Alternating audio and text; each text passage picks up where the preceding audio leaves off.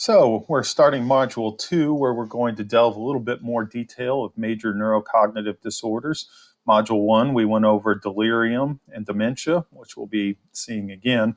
But first, let's go ahead and delve a little more deeply into what we mean by major neurocognitive disorder. Now, one of the things to note about this kind of NCD is that it is a relatively new diagnosis. It had previously just been called dementia, but it's a little broader now as it contains individuals whose cognitive decline is domain specific. So one of the things that we need to look at is the issue of fluid versus fluid versus wisdom. So fluid intelligence is something of learning novel skills or being able to problem solve tasks that you've not had any experience in the past doing. And what we see is that that develops continuously, as you can see on the slide there, down at the bottom there. That figure, you can see the fluid intelligence increases quite a bit during childhood and adolescence, tends to peak in early adulthood, and then begins to gradually decline. And that's because the neurons and the speed of processing tend to decline after our early to mid 20s. Fortunately, the decline is not typically precipitous.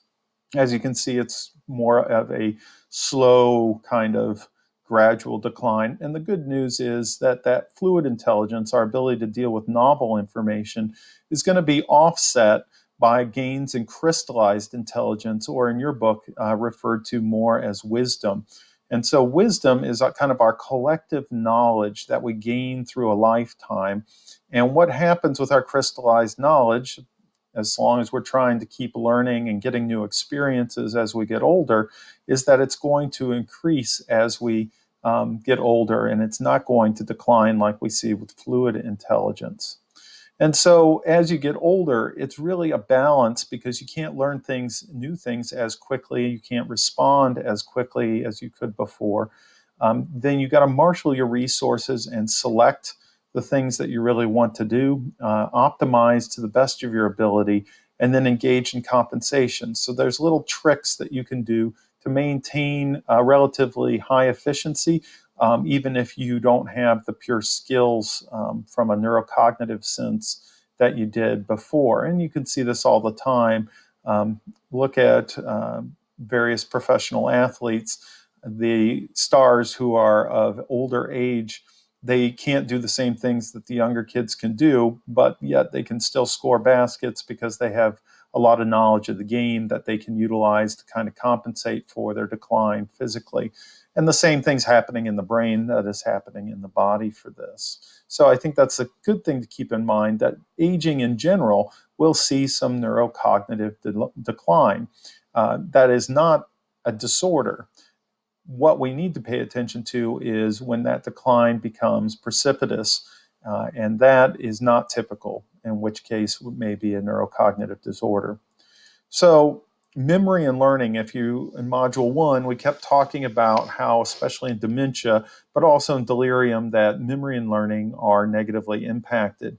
So in the broader neurocognitive disorder, you can see a couple different types of amnesia. The first is retrograde amnesia.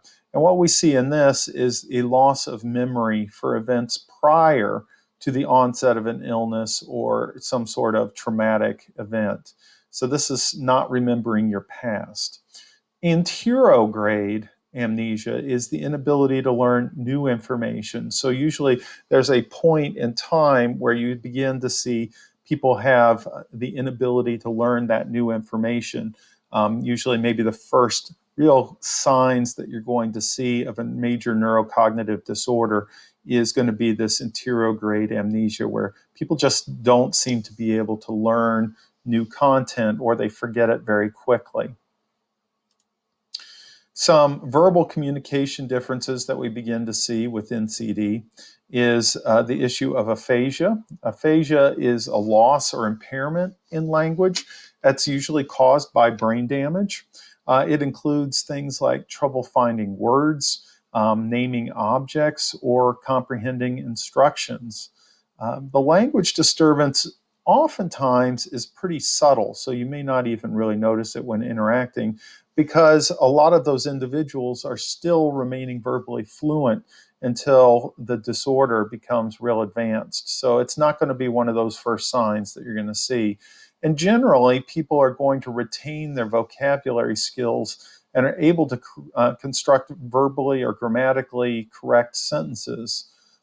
They just may have some trouble finding the words or naming the objects. So the other type of verbal communication disruption is apraxia.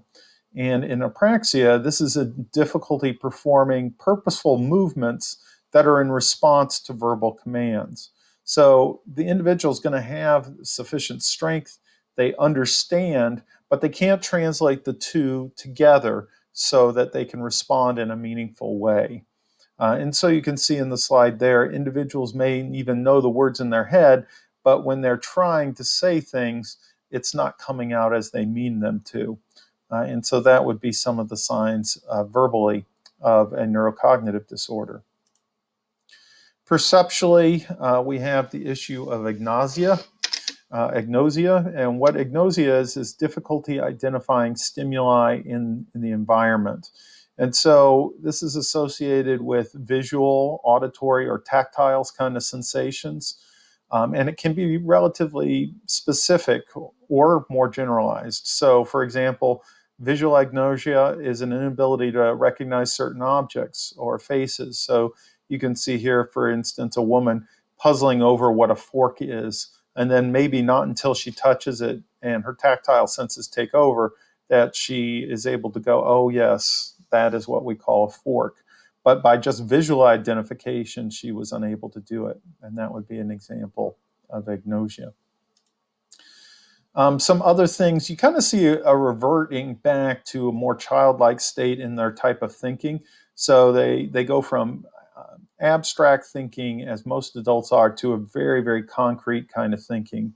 And I provide an example there of what that might look like when you say the squeaky wheel gets the grease. In an abstract way, that usually means the person that makes the most disruption is going to be the one who gets the most attention. That's an abstract way to conceptualize it.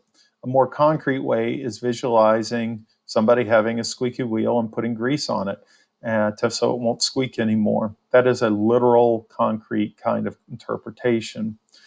So what we also see is that judgment and social behavior begins to fail. And usually this results then in more impulsive and kind of careless behavior. It's due to a disruption of short-term memory, like we were talking about earlier with the anterograde amnesia. Their perceptual skills, their higher cognitive skills, all of those begin to decline. So if you think about the brain and the way it works as a kind of an intricate network of connections of neurons, now start taking a scissors to those connections and randomly just cutting them away. And so the well-established paths that you had to think in a coherent manner become gone, or they become very difficult to access. And so you're going to see more errors come about. You're also going to see some of the frontal lobes really impacted, and that's where we inhibit our impulses. So when that begins to go, the first thoughts in your mind might be the ones that you actually act on, and thereby social behavior and judgment begins to degrade. So that's just the start of things. We're going to talk about some more major neurocognitive disorder issues in Module 3, so stay tuned.